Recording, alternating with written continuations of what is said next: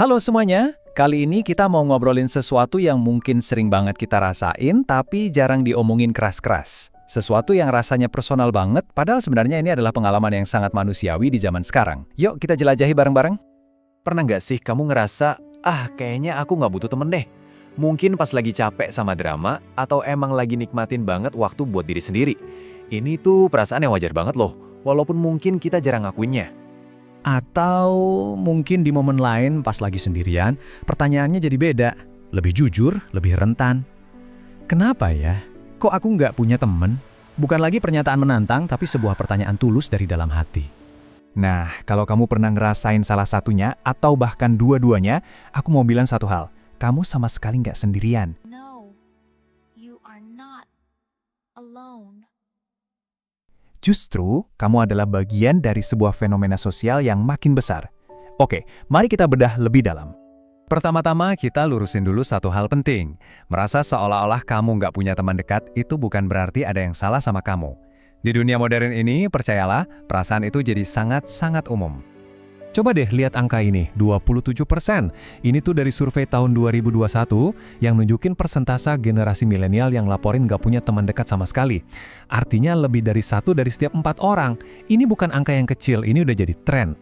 Dan kalau kita lihat datanya lebih jauh, ini tuh bukan cuma masalah anak muda aja loh. Dari Gen X sampai Baby Boomer, semua generasi ngerasain dampaknya, walaupun tingkatnya beda-beda. Jadi ini fenomena yang luas banget. Terus pertanyaannya, kenapa ya bisa begini? Oke, kita mulai dari alasan-alasan yang paling kelihatan dulu ya. Hal-hal yang mungkin kita sadari sendiri dalam hidup sehari-hari. Banyak dari alasan ini tuh ya wajar banget. Mungkin kamu emang seorang introvert yang beneran butuh waktu sendiri buat recharge. Atau kamu sibuk banget sama kerjaan dan keluarga jadi prioritas. Bisa juga karena pengalaman masa lalu yang bikin kamu lebih hati-hati. Kalau gitu, punya sedikit teman itu bukan kegagalan, tapi cerminan dari hidup kamu. Tapi kadang-kadang alasannya itu lebih dalam dari yang kita sadari. Kayak ada tembok nggak kelihatan yang kita bangun sendiri, yang tanpa sadar justru ngejauhin hubungan yang sebenarnya kita pengen. Coba deh, jujur sama diri sendiri. Kondisi kamu sekarang ini, rasanya beneran pilihan yang kamu ambil dengan sadar, atau lebih kayak kamu kejebak dalam sebuah pola yang berulang terus dan susah banget buat keluar. Nah, dalam psikologi, ini tuh disebut lingkaran setan atau self-perpetuating cycle. Mulainya dari rasa takut ditolak. Karena takut, kita jadi ngehindarin situasi sosial. Ya jelas, kalau kita ngehindar, kita jadi makin terisolasi. Nah, isolasi ini seolah-olah jadi bukti kalau ketakutan kita tadi benar. Akhirnya rasa takutnya makin kuat dan lingkarannya muter terus. Ada lagi nih, penghalang lain yang sering nggak kita sadari. Ngitung skor. Ini kebiasaan di mana setiap interaksi jadi kayak transaksi. Kemarin kan aku yang telepon, sekarang giliran dia dong. Pola pikir kayak gini, sadar atau enggak, bisa meracuni potensi pertemanan bahkan sebelum dimulai. Ini juga mirip sama jebakan menjadi si penolong kronis, kayak yang digambarkan di kiri.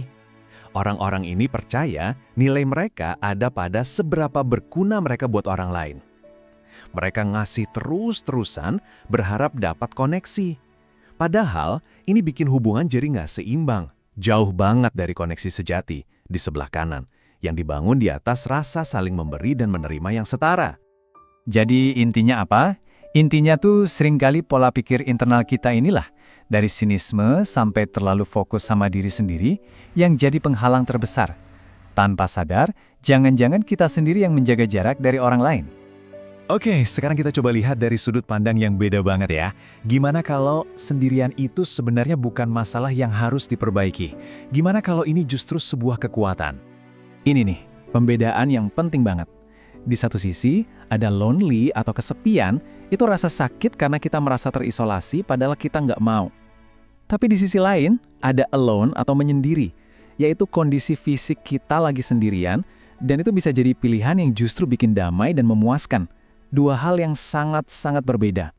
Para ahli di Healthline juga bilang gitu, menjalani hidup yang lebih banyak menyendiri itu bisa jadi pilihan yang sepenuhnya valid dan memuaskan. Ini bukan kondisi yang lebih buruk, ini cuma kondisi yang berbeda. Justru sebaliknya, banyak penelitian nunjukin kalau menyendiri itu ada banyak banget manfaatnya loh. Kreativitas bisa meningkat, konsentrasi jadi lebih tajam, dan yang paling penting, ini adalah waktu terbaik buat benar-benar kenal sama diri sendiri. Nah, Setelah kita paham semua ini, kita jadi sampai di sebuah persimpangan jalan. Di sini, kamulah yang memegang kendali. Kamu bisa memilih apa yang benar-benar terasa pas buat kamu, bukan apa kata orang. Inti dari pembahasan kita hari ini bukanlah buat ngasih kamu resep paten, tapi untuk nunjukin bahwa kamu punya pilihan. Pilihan yang sadar antara dua jalur yang sama-sama sehat dan kuat. Oke, jalur pertama. Kalau kamu emang mutusin pengen membangun pertemanan, kuncinya bukan berusaha lebih keras, tapi ubah pola pikir. Fokuslah pada memberi, bukan mendapatkan. Cari komunitas yang minatnya sama, entah itu klub buku atau kegiatan sukarela. Dan yang paling penting, jadi diri sendiri apa adanya. Percaya deh, koneksi yang tulus bakal datang secara alami. Dan jalur kedua, yang sama hebatnya, rangkul kesendirian itu.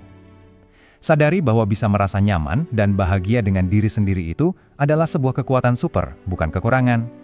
Hubungan dengan diri sendiri itu fondasi dari segalanya. Jadi kesimpulannya apa?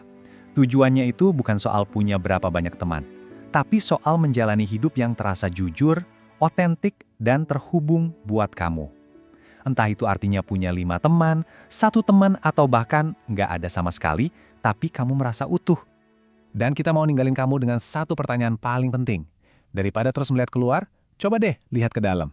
Tanyakan pada diri sendiri, apa sih arti koneksi yang sesungguhnya buat aku?